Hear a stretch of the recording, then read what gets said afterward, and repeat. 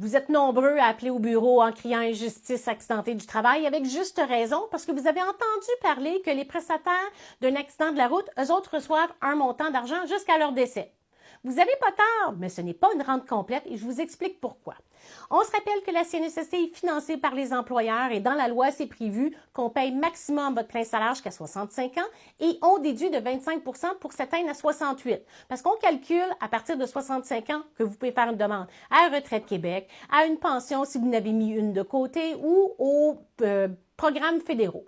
Tandis que la loi sur l'assurance automobile, c'est le même principe, donc plein salaire jusqu'à 65 ans, déduction de 25 pour s'atteindre à 68, mais à 67 ans, on va faire un petit calcul qui va être la rente que vous allez recevoir jusqu'à votre décès. Donc, ce qu'on fait, c'est qu'on prend votre indemnité de remplacement de revenus telle qu'elle est à 67 ans, on calcule 40 de ce 40 %-là, on va calculer le nombre de jours que vous étiez en indemnité de remplacement de revenus et de ce gros montant-là, on va déduire, donc on va diviser de 14 610 jours, qui est le maximum que la SAC calcule dans sa loi pour arriver à un petit montant annuel qui va vous être versé aux 2 semaines, donc pendant 26 périodes.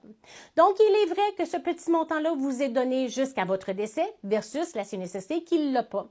Donc, vous avez été plusieurs à demander des modifications législatives. J'ai le goût de vous répondre que c'est pas dans le collimateur là, dans les prochains mois. Alors, si vous voulez avoir la même justice que les prestataires d'accidents d'automobile, appelez votre député, mettez de la pression auprès du ministère du Travail parce qu'effectivement, tant aussi longtemps qu'il n'y a pas de modification à la loi, on a bien beau vouloir faire un recours collectif, etc., il n'y aura pas de modification tant que la loi ne change pas. Alors, je vous comprends que vous soyez frustrés. Alors, donnez-vous un petit coup de pouce puis faites les démarches auprès de vos élus.